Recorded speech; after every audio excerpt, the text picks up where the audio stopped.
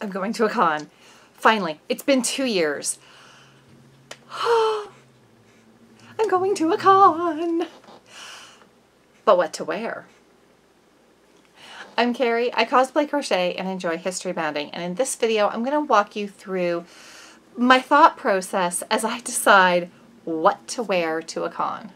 First thing that I look at is, what have I worn to that con before? Oftentimes you get the same crowd at the same con, and I don't like to repeat. That's just me. I like to have new and exciting things for people to look at. I've been to Costume Con a few times, so none of these. How many days do I need costumes for? Costume Con runs from Friday to Monday. My travel days this year are Thursday and Monday. So I usually do a closet cosplay on the last day of the con, something that I can just easily remove a couple of accessories and be travel ready. What kind of event is this? Is it specifically an anime con? Am I going to a Ren Fair, a steampunk festival? Is any fandom okay? Costume Con is a costuming conference where they focus on craftsmanship, so I will be trying to do outfits that mostly I've made. The weather.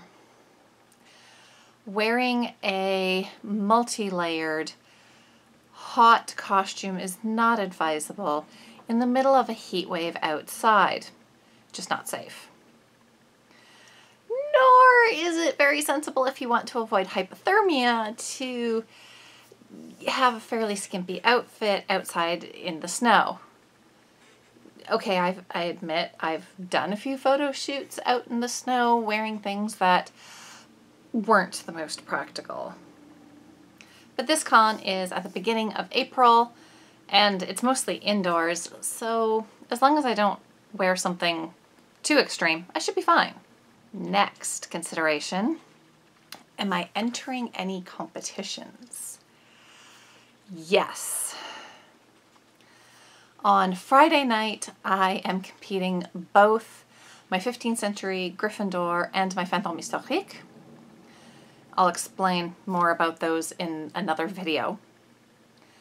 And if I get it done, on Sunday, I'm going to be competing the Lolita Goth Kilt. Then I need to think about, what do I want to wear before or after that? Well, Sunday morning is really easy. I might as well just wear the Lolita Goth Kilt the rest of the day.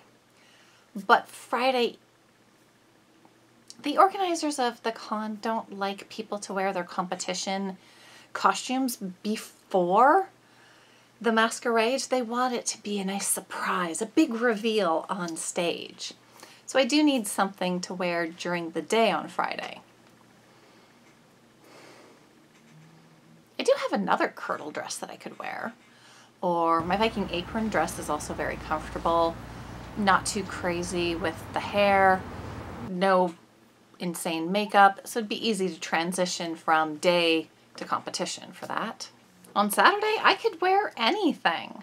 I haven't worn my Alice in Wonderland yet to a con. I don't have a lot of good pictures of Cruella de Vil either. I'll have to think about this. Are there any other special events? Some cons have a formal ball and have very specific dress code for those events. Is this con at a water park where you could do a swimsuit cosplay? How am I traveling to the con? If I'm driving, I have plenty of space and don't really need to worry about weight. But flying, on the other hand, you do need to be aware of how much you're packing. For this con, though, I am flying and am limited in how much I can take with me. Then I usually put my thoughts onto a chart and just think about different possibilities, try to think about the status of each costume. Like, I know I need to sew back on some of the trim on the Viking apron dress. The wig for Cruella de Vil could use a little work. My weight has been fluctuating recently, and I made the Alice in Wonderland blouse to be fairly form-fitting. Is it going to fit come con? I don't know. It will be in the week leading up to the con that I go through, dig out all of the components for these costumes, really determine what state they're in. Can I find everything for them? That happens sometimes that I can't. And then make final decisions. Want to know what I end up deciding on? Stay tuned for an upcoming video on my experiences at Costume Con.